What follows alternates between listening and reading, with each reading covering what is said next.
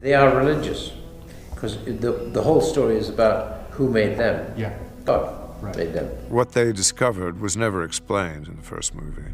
So it was really a kind of blank canvas for us. I do not write well alone, and in this case, it's why I really love television so much, because it's such a collaborative writing process. Since this was the first movie that I was really working on alone, Ridley became the guy that I co-wrote the movie with. You really are creating not just some characters and a tale, but a whole world, the universe in which they live. And you're crafting spaceships and planetoids, technology and events that can't happen in this world. You're really inventing from the whole cloth an alien species, their language, their cataclysmic fate. That's a great big canvas to paint on.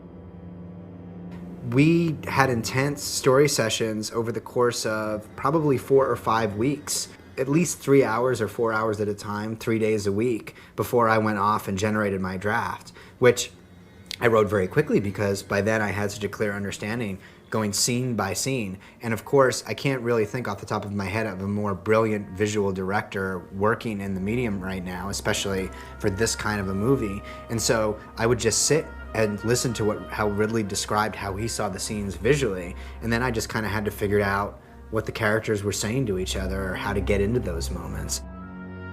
To be engaged in that act of world creation is a huge turn on for any writer. And then on top of that, to be engaged in that in collaboration with a filmmaker of the magnitude and skill of Ridley Scott and the team that he assembled, it's just a gift.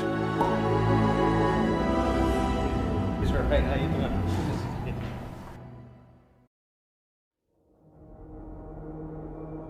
Science fiction is much harder than doing the ancient world, for example. Whereas with science fiction, everything has to be invented. We tried to be truthful to the first film, but also give moments that were unique and new. And some of that was in the color and the lighting and opening up the atmosphere and giving more scale and depth to the environment. It's not an aesthetic choice for Ridley. It's a thematic choice. And our job was to kind of make that thematic choice visually palatable and workable. His attitude toward creating is very similar to the way we paint, actually, which is a lot by creating accidents and almost misdirection, trying to find a way of creating that's not the usual way. Monsters are difficult because every goddamn hideous monster has been explored. Monsters. These are beautiful. Until somebody comes up with something that's different, you go, that's different.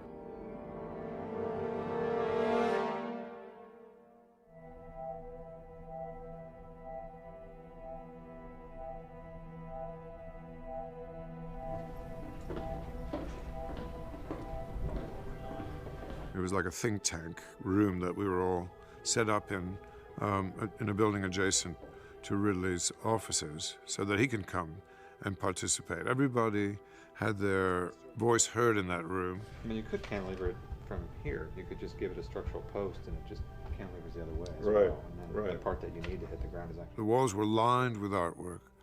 We started off with empty walls and slowly we ran out of space several times. The discussions were round-table discussions. Everybody had an opinion. I was thinking that the 4 tentacles of having to just moving around would be really good acting. It would give you options. That's all. The design was one of the things I really enjoyed doing. And so between Arthur Max and finding his team, he got in these designers who are kind of cyber world designers. They design stuff on these marvelous laptops. Arthur chose, literally handpicked, I think, honestly, 5 of the best in the business.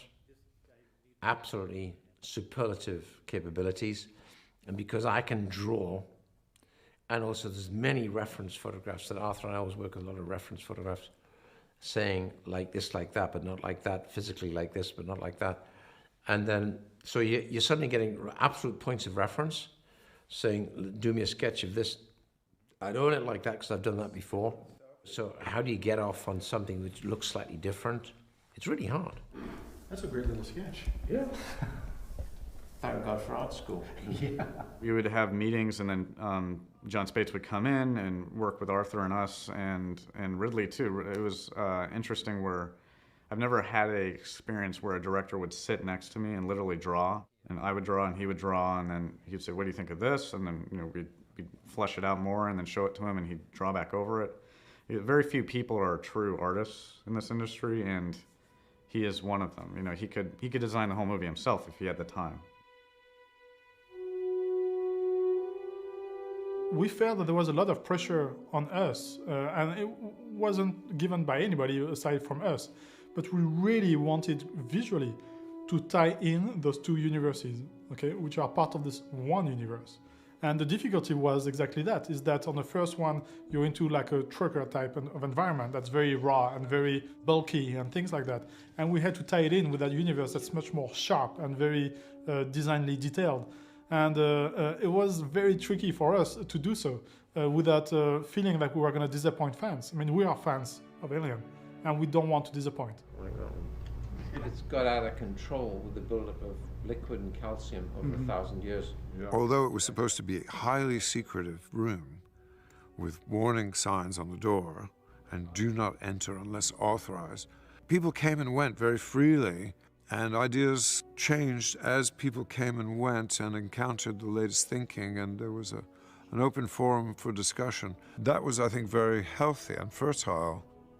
I would go in there on a regular basis for a period of almost 4 months, actually, designing the absoluteness of the landscapes, the interior of the ships, the rooms, the suits, the creatures that we might see. Everything was designed here with 4 or 5 people. Hello? Hi. Wow. Ridley would come by with, you knew Ridley was coming because a tray of red wine would show up, and with enough glasses for everyone. And I guess Ridley's going to come by. I love the conglomeration of people in the headsets. To be working on such a grand franchise, you wouldn't necessarily expect the process to be so intimate and kind of friendly, but it was. It was really nice. You get an A for attitude. And he just thought that was all great. These are storyboards that are drawn by Ridley. And some of them are just simple diagrams, helping to think through set designs and ideas for intercutting between characters and actions and locations in the movie. And it's really a blueprint, a very simple blueprint at this stage to plan the movie. I got lucky in a way because I came across a guy called H.R. Giger 29, 30 years ago. And Giger had this one picture which I always thought was, that's it. That is it. He'd already done it. It was in a book. We know the ultimate, in a sense. We've seen that point. To move back from that was a sort of comforting way of sort of saying, okay, we have to hold on to the Giger-type elements. We have to hold on to the purity of the original, but at the same time try and bring in new elements, things that are not necessarily backward from where we were, but are of a similar DNA. How are you doing?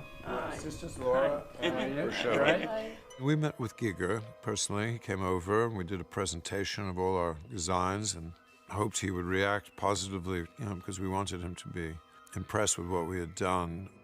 We discussed with him some fresco panels based on some of the designs he had done for the first movie that were never used, that really had turned me on to some of the drawings. Said, can we do something with these shapes and designs? Ridley felt it was very important to involve Giger in the design of this film, and he really wanted to involve him in any way he could. The other question is, when he's in a space suit, in a helmet, does his head start to change? We were trying to keep things in the vein of him, even though there was departures. There was definite departures, but he appreciated that, and he definitely, even a few pieces, he even said, that's mine. This is a Genesis. This is his flight suit. This is his pressure suit. Oh, it's nice, huh? It's good, huh? There's his pressure suit. Yeah. But I took off this, which is yours, to say, how does he slide into the shell? That's a shell. Holding out. You look like a baby. A bad baby, okay. Make this straight. Yeah. Yeah. But anyway, it's a thought. He saw what I was doing. I think he thought I was so far down the road. I think he was a bit amazed at how things have changed now, how fast things are moving. And honestly, we just had to move quickly and move on. And there's a couple of drawings here and there that he did which are kind of interesting, but fundamentally I just didn't have time. I had to move.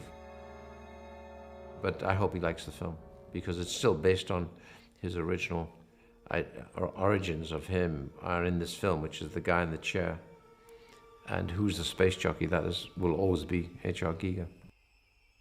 The pilot chamber is like a sacred cow of the alien tradition, and it was with great trepidation that I approached the design for that. And all of the concept artists were high priests of science fiction and were extremely critical of any outrages to be applied to their icon, their holy of holies, the space jockey chair and chamber. Essentially what I tried to do was do something that was as close as possible to the original movie's version of what Giger had done, Giger's original illustrations that preceded that sculpt of the original movie, but that also incorporated new functional requirements that were simply not seen in the movie. A lot of research went into recreating that chair, and you may have thought we just had archival reference and we could just, we had the blueprints. We didn't. We had to dig deep to find reference to reconstruct that chair as accurately as we could, and then everything else from it kind of grew out of that, and all the design changes were very challenging, but to keep it consistent with the original was quite a task.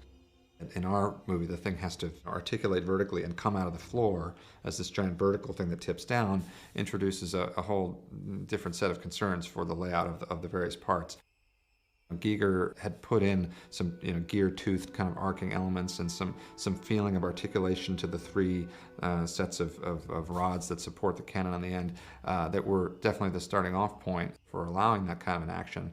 But still it had to be figured out, okay, if it does that which parts kind of go with it, which ones move, which ones don't, and how do the layers work. I was able to actually produce a rigged model of how this thing would work.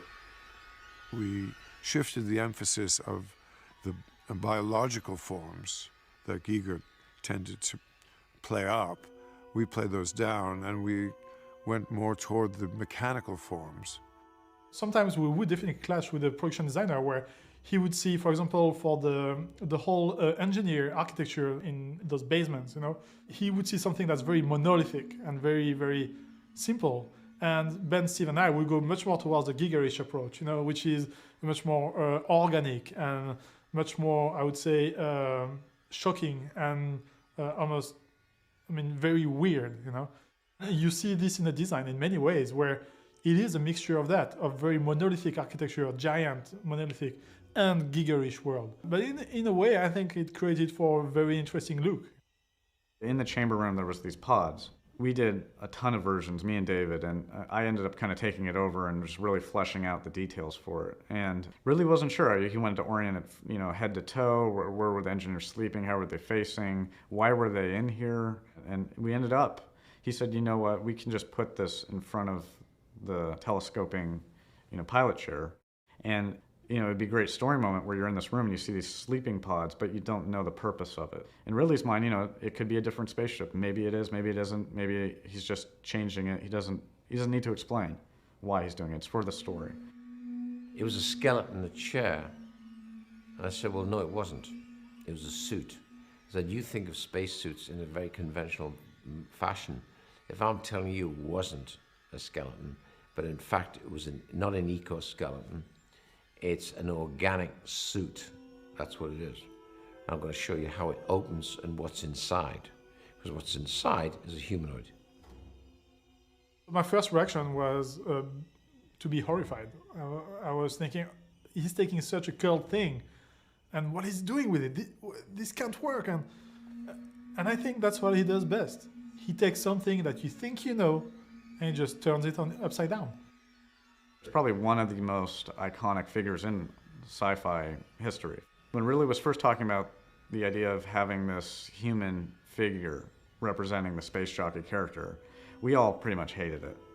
He had seen a sculpture that I had done, and this character was, you know, completely lopsided and really muscular and blown out, and he loved it. The photograph that I took of it too was, it was really hot, so it was really just, you know, it looked ghostly.